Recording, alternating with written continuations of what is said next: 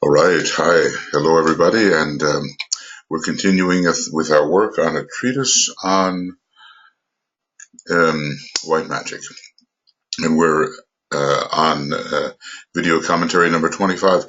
I just want to point out that the Tibetan has been speaking about the power of the light in the head, which comes through the refinement of the personality vehicle, especially the etheric and physical brain, and which has an evocative power over the centers in the etheric body, and also can evoke the dark light of the dense physical body. I just want to point out that at some points he speaks of the four. The lower three are thrown upward, and the work of the four proceedeth. He speaks of the four as if they were the solar angel, the head, the heart, and the base of the spine. Notice that head, heart, and base of the spine are the same centers which are active in group number 5, that of the political workers. You can look at that around page 40 or 41 of Discipleship in the New Age, Volume 1. So I'm just going to read that, and then I'm going to point out an earlier section in which he includes the solar plexus as necessary to form the floor of the triangle. Okay, so then the work of the four proceeds. The four are at one. The solar angel is identified with his instrument, and presumably is the fourth. The life of the sheaths is subordinated to the life of the inner divinity. Now, you know,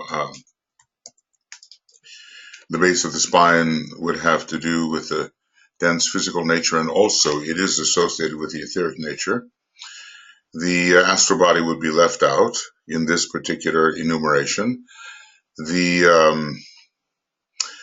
heart center actually is associated with the etheric nature as well, and in this context is related in that way, and the head presumably to the mind, the lower mental plane anyway. It has, of course, other and higher associations, for instance, the atomic plane. Okay, so the life of the sheaths is subordinated to the life of the inner divinity. The light of the sheaths is fused with the light of the soul. But we are, in this case, leaving out the astral body. The head, the heart, and the base of the spine are geometrically aligned. We don't know much about this, what is the nature of this geometry, and certain developments then become possible.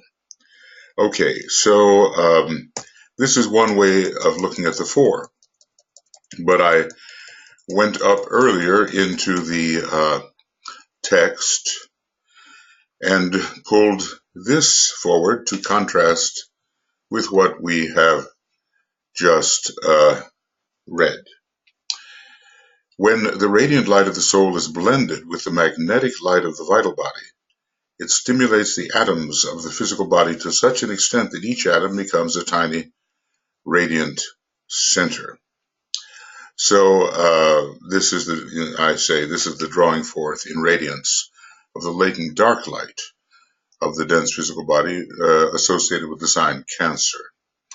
This only becomes possible, note, this linking of the soul with the vital body and consequently with the dense physical body, when the head, heart, the solar plexus, and the center of the base of the spine are connected in a peculiar fashion. We're not told how that works, but this is geometry, which is one of the secrets of the first initiation. Now, whether we actually know what that geometry will be at the first initiation, or whether it is somehow enacted upon us or confirmed at that time, we do not yet know. Okay, when these four, now note, when these four are in close cooperation, the floor of the triangle, and the triangle can be called the soul, as it is symbolically called, and a floor, some kind of square, representing the etheric, representing the personality, let us say, the square, is prepared for magical work. So we have here the heart, head, heart, solar plexus, and the base of the spine center. So the head can continue to be related to the mind, the heart to the vital body, interestingly enough, solar plexus to the emotional body, and the base of the spine center to the physical body, although, as I say, sometimes we do have the base of the spine center related to the etheric body and the sacral center related to the dense physical body. In other words, these can be enumerated as follows. I'm still continuing an earlier quotation.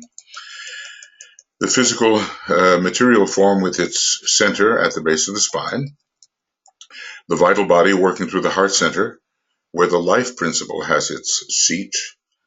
So life is vitality, and the vital body is the distributor, receiver, and distributor of vitality. So naturally, the life principle having its seat in the heart center is definitely related to the vital body, the vitality of the etheric body. The activities of the body which are due to this stimulation are carried through the circulation of the blood. It is said the blood is the life. The emotional body working through the solar plexus center and the head center, the direct agent of the soul and its interpreter, the mind, the agent of the mind as well. So the soul is found on the higher mental plane, the soul as we understand it normally, and the mind as here given is the lower mental plane. These four are in complete accord and alignment. So that means according to a certain arrangement. So in these two rules, the foundation of the magical work of the soul has been laid down, and we're going to get into that. Now, and that would be page 109. So I think the important thing to realize is that all the energies of the sheaths have to be controlled by the soul on the higher mental plane. In a sense, it's an extension of the monad, that soul is, and it's undergirded or supported by the solar angel, angel of the presence, which has its sustaining presence within the egoic lotus causal body. So you're kind of wondering here, at least I am, why is it that the solar plexus is left out of the threefold arrangement, and why later in this section, and why is it that earlier the solar plexus is included when in fact all of the energies of the sheaths have to be controlled by the soul. Well, you wouldn't, if you're including the soul as the fourth, if you included the solar plexus, you would have five. And it is interesting that the solar plexus is left out of some alignments. We have the idea of soul, mind, brain as a necessary alignment. And so often the solar plexus and astral body, that body being the one that is most usually out of alignment, are left out of the soul, mind, brain alignment. And, you kind of wonder, is that what's happening here? I just want to draw that to our attention. Maybe we can resolve this later. But let's just say that we're now dealing not so much with the effect of the magician upon his thought form as a corresponding and higher analogous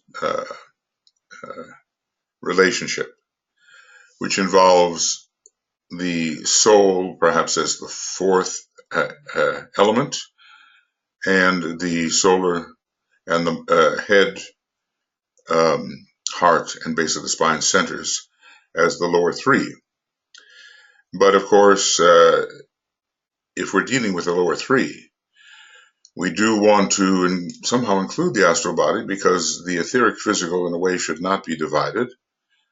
The astral body should be included, and the mind should be included, and that's a three.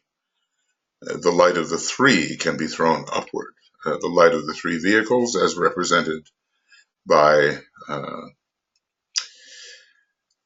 four centers, really. Because in this case, although the base of the spine center sometimes represents the etheric body, in this particular configuration, it represents the dense physical body, and the heart represents the etheric body, solar plexus the astral body, and the head center, the mind and the soul. So there's a bit of variability here, and we're wondering what are the three. When looking at this microcosmically in terms of the structure of the human being, what are the three? And finally, what are the four? Because we have a fourness and we have a fiveness as well. I guess just generalizing, we might say that there is a way to focus light within the head, and this could be the light of a number of centers, and then to abstract the consciousness with that focused light from the body, revealing the nature of the subtle planes, and finally revealing or seeing the solar angel. He also spoke about that. So I'm just saying that what has been presented here is fairly intricate, and a few maybe decisive statements to clarify our mind on this seem either to be missing or I'm just overlooking them. But at least I've sounded the warning here to read this very carefully, because there's a certain fluidity to what is presented which does not allow us to become excessively certain about the process. We cannot really ascertain whether the solar plexus and the emotional body should be included or should not. When the purple light is raised upward into the head and then under pratyahara is abstracted to illuminate the subtle vehicles and to come in touch with the solar angel, at least by sight. We're not sure whether the light of the solar plexus is among the light carried upward. At least I'm not sure. So I'm going to delay my judgment on this until I find some kind of certainty. DK says we are to read very carefully. I hope I've been reading somewhat carefully here and have come up with an apparent discrepancy which maybe is easily resolved, and maybe other readers can resolve it more easily than I can at the moment. In as much as you may be reading this thing or listening to it 20 years after I'm gone, or 30 years, maybe by this time I know. Okay, now we go further. So this is the continuation via Treatise on White Magic, video commentary number 25, as stated above. And here, thank goodness, he's going to give us a simplification. I never should use that word. At least an enumeration of the steps, because he wants there to be more clarity.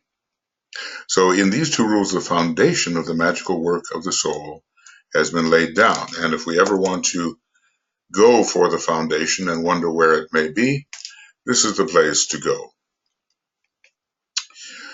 So for the sake of clarity, and let's hope it brings clarity, I'm realizing that somehow I went through this section some years ago, but now am giving it even more attention and am sharing with you in kind of a little study group atmosphere what thoughts occur to me as I try to read carefully through what the Tibetan has offered. I gain great satisfaction and a feeling of accomplishment when I'm able to read carefully what he says and come up with some kind of interpretation where needed or some kind of linking process which it feels to be fairly accurate and not too far from the truth, at least.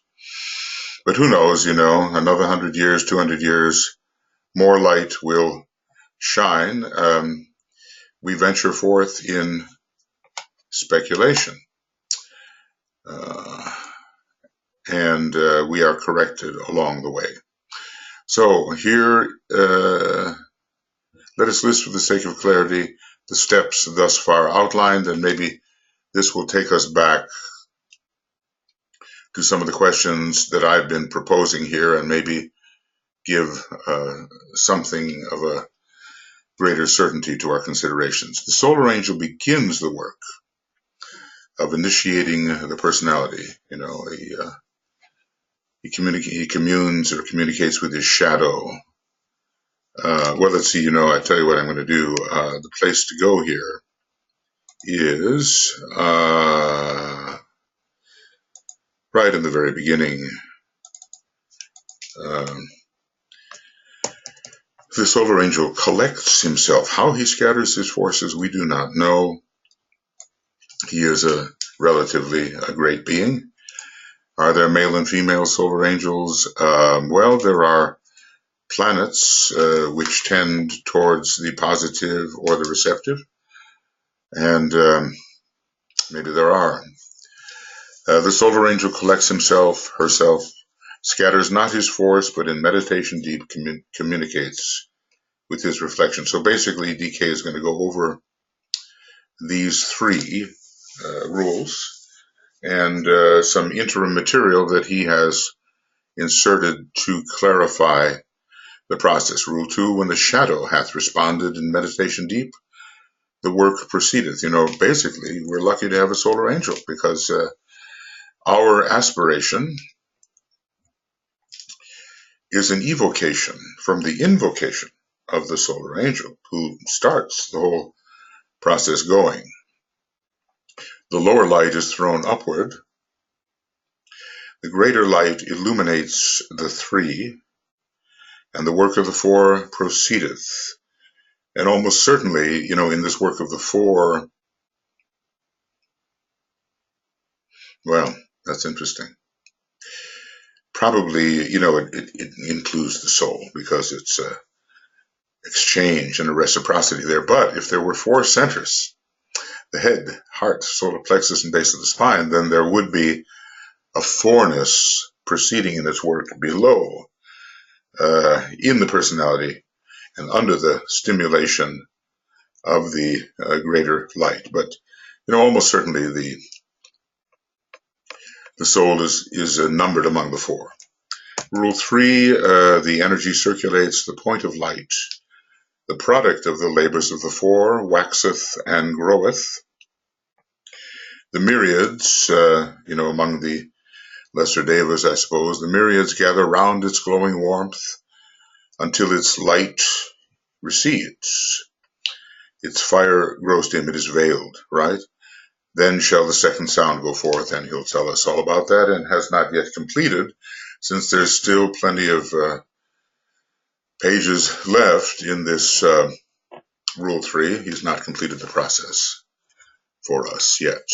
So the solar angel begins the work of initiating the personality. How interesting that one way to say it, and I think DK has said it in various ways, that the solar angel is the first initiation. IR, initiator. Okay, so the second initiator will be the head of the hierarchy, will be the Christ or later Sanakumara, but the solar angel gets this process going. Quite interesting.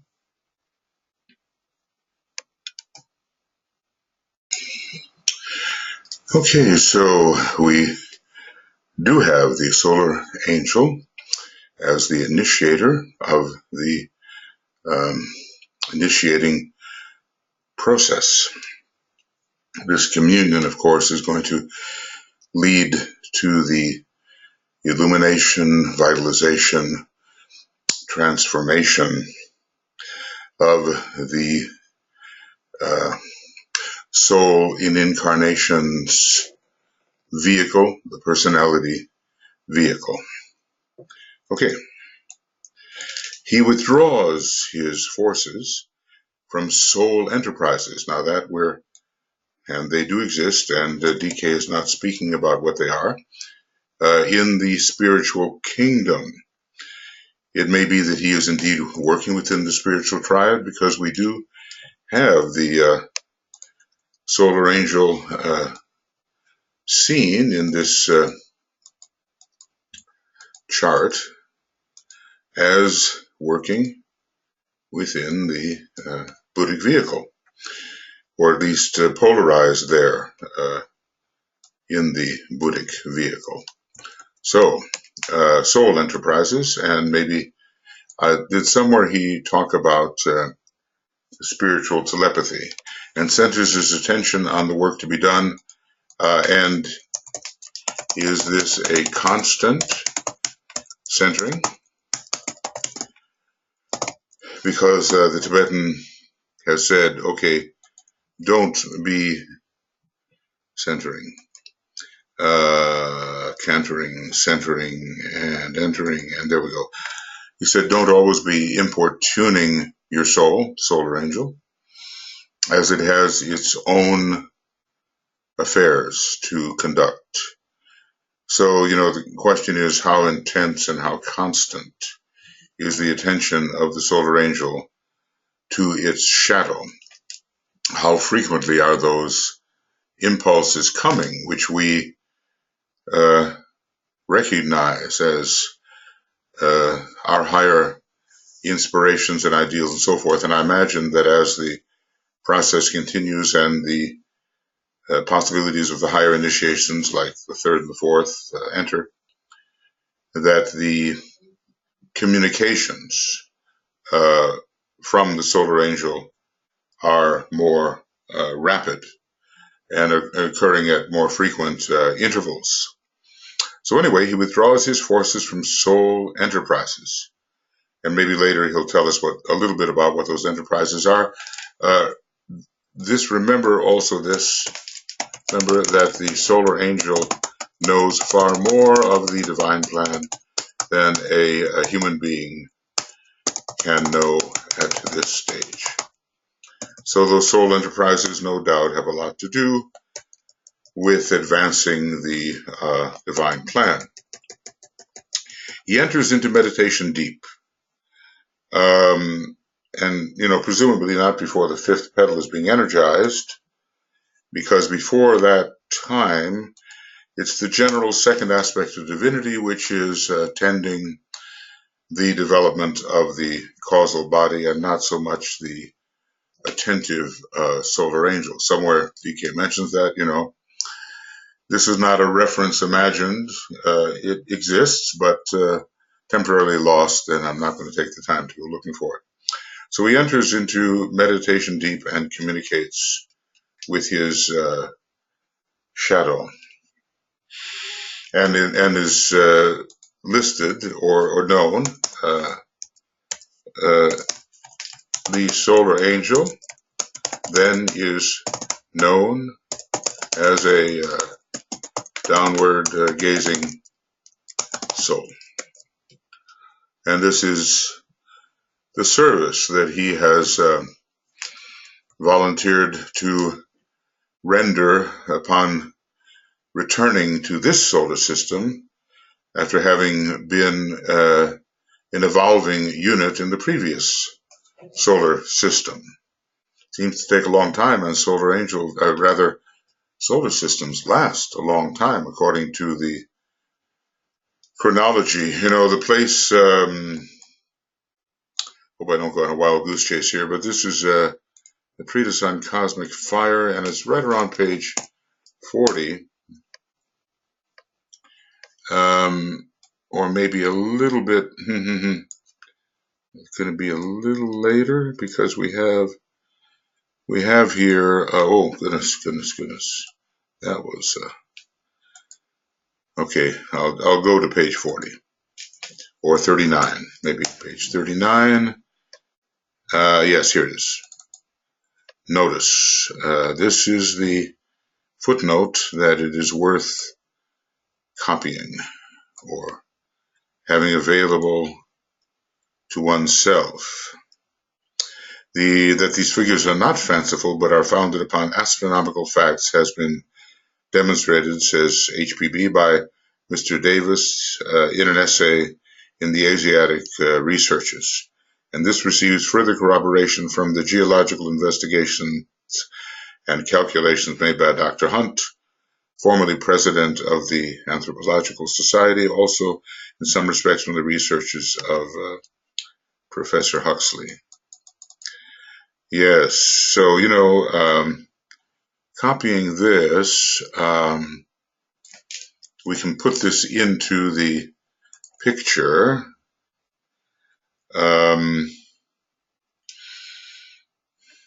The solar angel, let's just say the solar angel was a evolving form of life as a man in the previous solar system, and its development takes place over a very long period of time, and thus for us in the future, I suspect. All right, so here, and I'll put this in an entirely different color and much smaller. I'll put this in purple, and purplish, and I'll make it kind of a 9. Okay. And that should show its footnote-like quality. So this is a being that's been around a long time and has many things to do in the higher realms. Of course, there's a real evening out here, and I don't think I should bother with it too much, do you? Unless I get compulsive about it. Yes, I'm apparently getting compulsive about it. But this is the chart that demonstrates the yugas and their combinations, and the Maha Yuga, and the day and night of Brahma. So, and it shows that such a solar system, no doubt, with its extensive subjective aspect, lasts trillions of years. Now, Sri Yukteswar, I think in his, I can't tell you which book, but some of them seems to think that these figures are vastly exaggerated, and he brings the figures down to much more manageable proportions, thousands of years rather than trillions of years. But as usual, when we have contending points of view, we have to wait until we know more and can confirm or deny with certainty. All right, so he enters into deep meditation. Now we go on. and this, notice that this is from the perspective of the solar angel and not so much from the soul in incarnation, which is in a way a projection, an extension of the monad, and yet an extension of the consciousness, soul consciousness upon the higher mental plane. The soul in incarnation is an emanative radiation of consciousness into the lower vibratory spheres. How consciousness can extend itself and be in more than one place at the same time, and even all places at the same time, is something we learn about as we study the transcendence of individuality into the group and the transcendence of the group into the one. Magnetic rapport with the instrument in the three worlds is instituted, and then what we say, we know we have a solar angel, and there is communication which can be felt and deliberately invoked. The instrument man responds. The instrument of the soul responds and also enters into meditation. And as I said here earlier, we meditate perhaps because we have first been meditated upon. And, our invocation is really an evocation that comes from the invocation of a superior agency. The work proceeds in ordered stages. Never lose sight of the seventh ray and the gradualism of all this. And with cyclic activity, and I want to say, as I've suggested, at ever shortening intervals. The light of the soul is thrown downwards. Okay, and it does penetrate into the dense physical body of the planetary logos and into the relative density of man, and focuses in the mental body in the vicinity of the mental unit, and also within the physical brain in the vicinity of the pineal gland. Okay. The light of the vital body and the physical form is synchronized with that of the head. Let's just say in many instances up here, in many instances, the light in the head has been produced and is the, it is the light within the head and also within the etheric head, and especially physical and etheric brain. All right, the light of the vital body and the physical form is synchronized with that of the head. So let's say maybe three centers, especially the heart, solar plexus, I'll add that in. Oops, that's not it. SPX, and the base of spine center constitute, in this case, the targeted light of the vital body. And this is synchronized, these three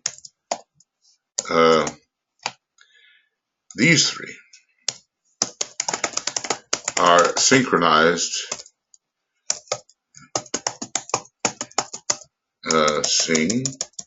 synchronized with the light in the head, which represents the mind and the soul. Now, of course, this is, the area that I've been pointing out just how many of these centers are involved. Is the entire floor of the triangle involved? And interestingly enough, the soul is called the triangle. So whatever is created down there is perhaps like a square with the triangle above it. The centers swing into activity, all of them. All of these centers swing into activity, being evoked and aligned, evoked first.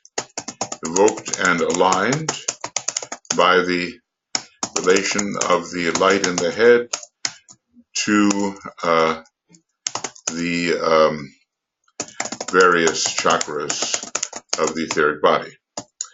The light of the soul and the two other aspects of light are so intense that now all life in the three worlds is illumined. So here he's focusing on three lights. Here is the focus on three lights. It's not so much the light of the soul that is thrown upward, but these other lights can be thrown upward.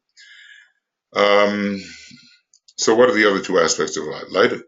Three lights: the light of the soul, the light of the etheric body, and the evoked, now more radiant light of the dense physical body. Alignment is produced. The work of discipleship and of initiation becomes possible and proceeds according to the law of being. Well, the DK told us he was an initiate into the mysteries of being, and this should tell us something. So, for someone to really be such an initiate, it tells me that they are a master. But whatever beingness is, by the time of the third initiation, it becomes part of the curriculum.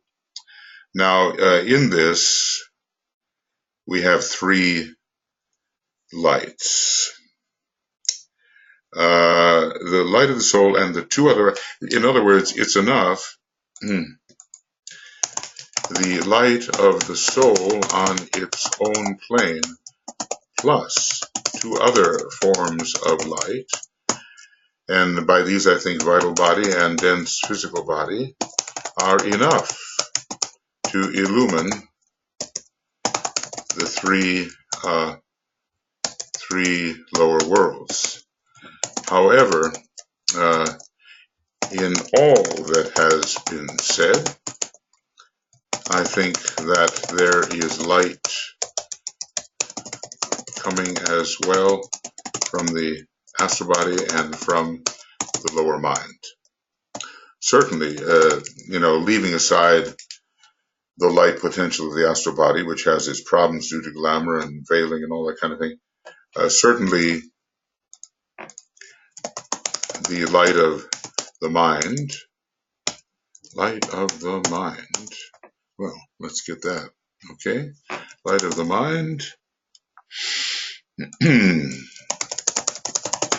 is involved. Certainly the light of the mind is real, and illumination of the mind is occurring. So let's just say that when Master DK gives these summaries and then focuses a particular section on the process, he does not necessarily include in every section all aspects of the process. And it's up to you to piece it together, just the way I'm trying to do here as well. When we have missing pieces in this section and that section and the other, we have to find a way to bring them into relationship so that the whole picture is demonstrated. And that is one of the tasks that we have. Alignment is produced, the light in the head working upon the centers, aligning them and evoking from the dense physical body that radiant, miniaturized light of each atom.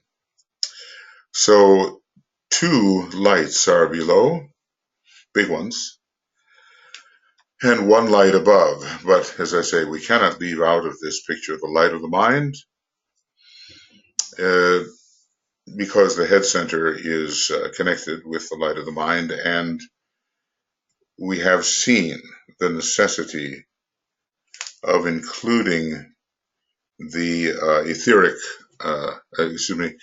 the vital body as part of the floor of the triangle. So maybe that's the best I can do on that at the moment. And, there are little pieces and parts that are missing in any one section, but if you put it all together and make your own summary, we can possibly see every aspect of the process. We have to combine what he said about pratyahara, about the seeing of the solar angel, about the abstraction. We have to combine what he said about the astral body. There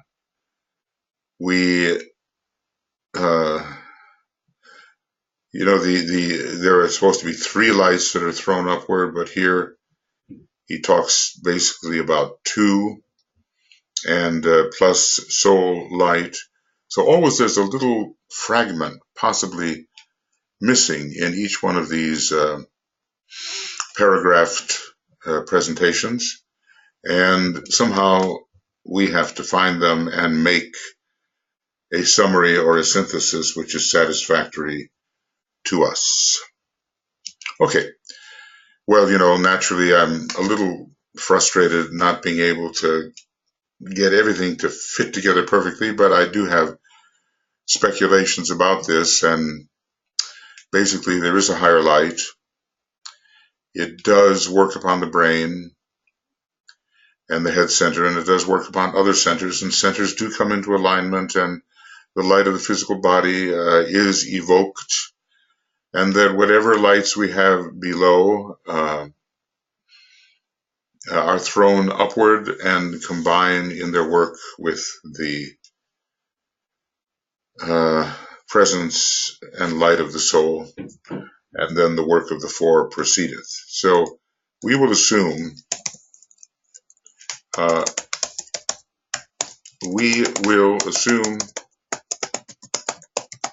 that the work of the 4 which proceedeth includes the soul as the 4th, and this naturally involves the solar angel of the presence. And I hope that's enough. I'm rather, tenacious in my approach, and if I sense that 1 or 2 things are missing, I keep going, but that can be a self-defeating method. Sometimes we need the overview, and we do know that if we have true soul alignment, our whole body will be filled with light, our chakra system will be energized, and even our physical body will undergo an evocation of light. I think, very much under the planet Vulcan, and remember that Taurus, which Vulcan rules in 2 aspects, is the mother of illumination. And we're dealing here from another perspective with the eye of the bull, which is stimulated by the soul stimulation of the pineal gland and the ethers and cells, brain cells around the pineal gland. So Taurus and Vulcan are involved in this process as well. Every source of energy in our solar system and in our local cosmos system involving the zodiac, and within our local one about whom naught may be said, does contribute its energy to the advancement of the evolving units on any planet and on the Earth, particularly. That is what we are discussing, and we're most interested for the moment in our own humanity and its evolution, which is receiving very strong stimulation from many, many sources, which we have to understand something about the way Master DK understands. He is the expert, when it comes to matters of astrology, rheology, and the creative hierarchies. Okay, I'll let my tenacity go and get on to this question of principles and personalities. There is, however, a point which merits consideration and which could be approached in the form of a question. The student might well inquire into the matter as follows. I am beginning to realize what a very, very necessary book this is. Sometimes you can get, lost in what cosmic fire may offer, or the rays and initiations, the presumably most advanced texts, but this is foundational. Some people approach the problem of being through mental appreciation. Okay. Others through the heart understanding, and some are motivated through the head, and others through the heart. Some do things to avoid doing them, because they know rather than feel. Some react to their surroundings mentally rather than emotionally. So this pretty well describes our approach, doesn't it? Different ones of us are approaching in different ways. Different ones of us as students are approaching in different ways. I'm very interested in the problem of being, and I do approach through mental appreciation, but I also know that unless I feel, register that which the mind reveals, that only part of the process has been completed. The point on which to seek illumination is whether the path for some is not to serve because they know, rather than love God, who, after all, is but their innermost selves. Every once in a while, a little statement is made. You wouldn't almost know where to find such statements. They're scattered, and they really carry power. God is our innermost self, so that when the Buddha tells us to be self-reliant, he's telling us to be reliant upon the inner God, whom we are, and not just upon the personal self, the lower self. He didn't mean that at all. Rely upon yourselves, he said in his last sermon. I set that last sermon to music, and so it made a deep impression upon me, and I wondered, what is the self upon which we have to rely? And it's obvious that it's the one and only self, which is God. The point on which to seek illumination is whether the path for some is not to serve because they know, rather than love God, who, after all, is but their inner self. If I were looking at this, I would say knowing and loving together is very important. And that Venus, which brings heart and mind together, and Jupiter does something of the same, are planets from which we have to receive that ability to blend and fuse the knowing and the loving, it seems to me. Is this not the path of the occultist and of the sage rather than of the mystic and the saint? Obviously, it's a, somewhat Whoops, why is that? Somewhat divisive question. When all is said and done, it is not a question primarily of the ray one is on and the master. Is it not a question primarily of the ray one is on and the master under whom one serves, one's apprenticeship? We are at a certain point entered apprentices, as they say in Masonic terminology, and the fifth degree makes us an entered apprentice on Sirius. Maybe the third degree makes us an entered apprentice in the solar scheme of evolutions and of initiations, and the first degree of the birth in the heart makes us an entered apprentice with respect to planetary initiations. That's one way of looking at this. Okay. So is it? Well, is not true knowledge a species of intellectual love? This is getting back to the way the Neoplatonists were defining intellect. It's not just pure mind or mind alone. It's intellect involves the intuition. Okay, so for the Neo-Platonists, intellect involves a deep, intuitive knowing.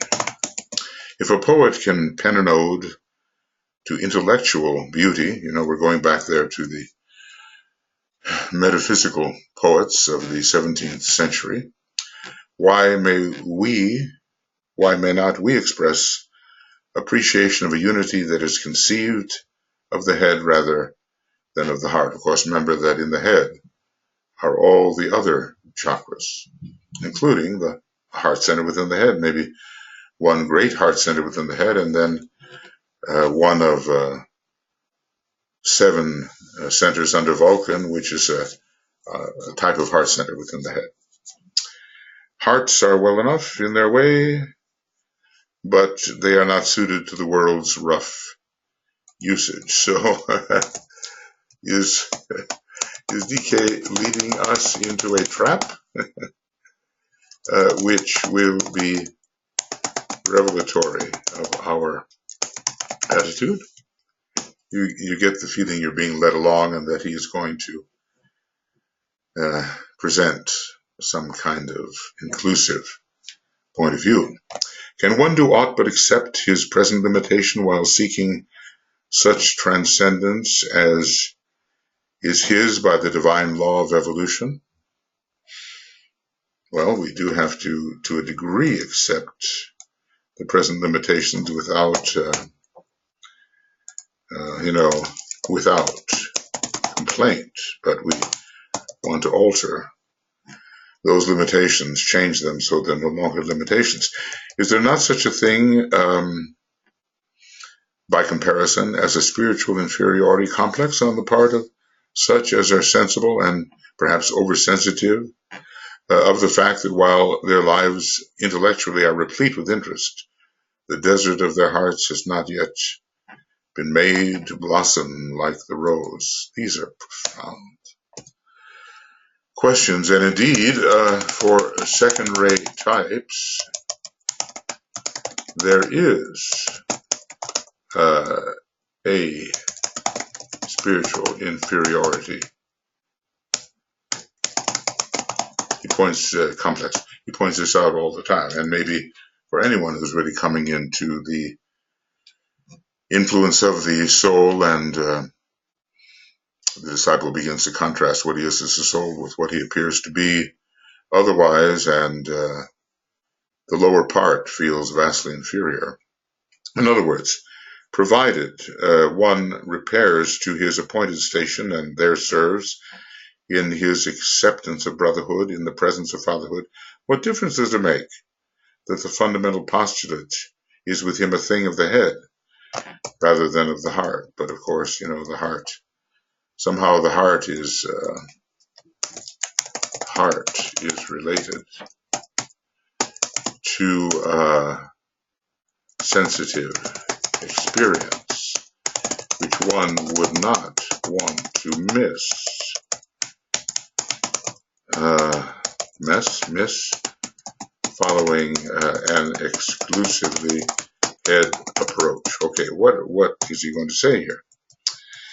So, in the old days I wrote, can I approach with the mind as legitimately as approach with the heart? How about both? Is that okay? And now Master DK is going to answer this question. It is not a question of ray or even a basic distinction between the occultist and the mystic. In the rounded out individual, both head and heart must function with equal power. And we can presume that the Christ, with his perfectly balanced endocrine system, is an example of this rounding out. In time and space, however, and during the process of evolution, individuals are distinguished by a predominating tendency in any one life. And let's just say, or in any one phase of development. It is only because we do not see all the picture that we draw these temporary distinctions. In one life, man may be predominantly mental, and for him, the path of the love of God would be unsuited. The love of God is shed abroad in his heart, and to a considerable degree, his occult approach is based on the mystic perception of past lives. So,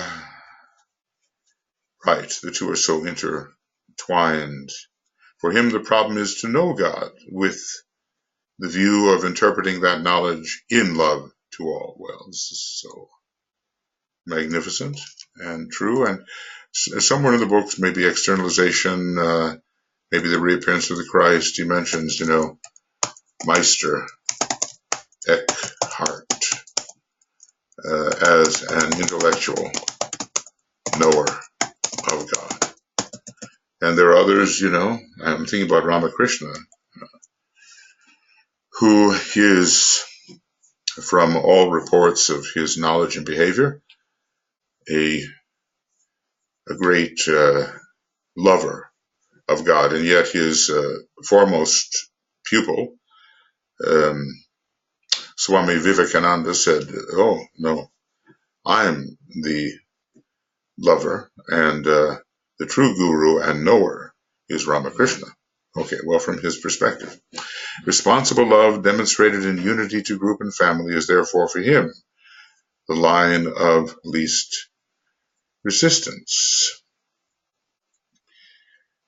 So, we can emphasize in any one life or series of lives the love of God, the knowledge of God, universal love, raying out to all nature and all forms of life will follow on a more developed knowledge of God, but this will be part of his development in another life. So we do not settle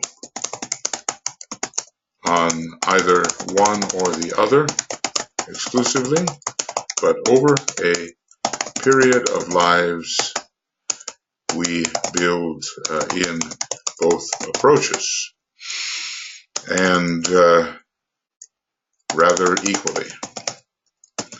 One thinks about the planet Venus and all the mind that's in it, and presumably the wisdom, but one thinks then about the second ray monad or sixth ray monad, both really. So my earlier statements here were don't expect too much too fast. All will be added to us in good time. If we look unbalanced to ourselves or to others in any one life, you may not be really looking at the series of lives which would tell another story. So this gives us tolerance for others. Why? Because we do not know where they are in their developmental sequence.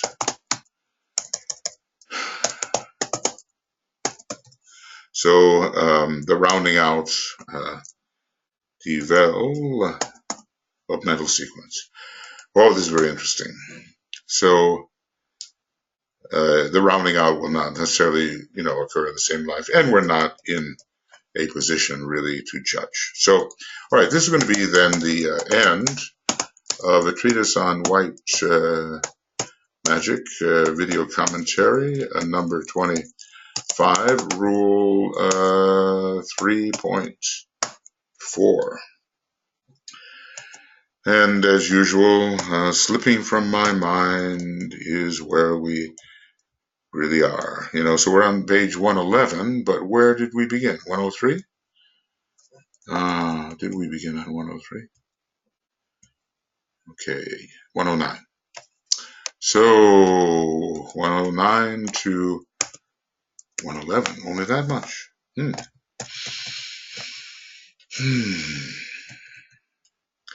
And this is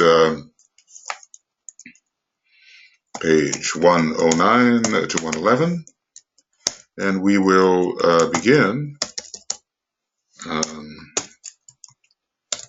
beginning a treatise on white magic.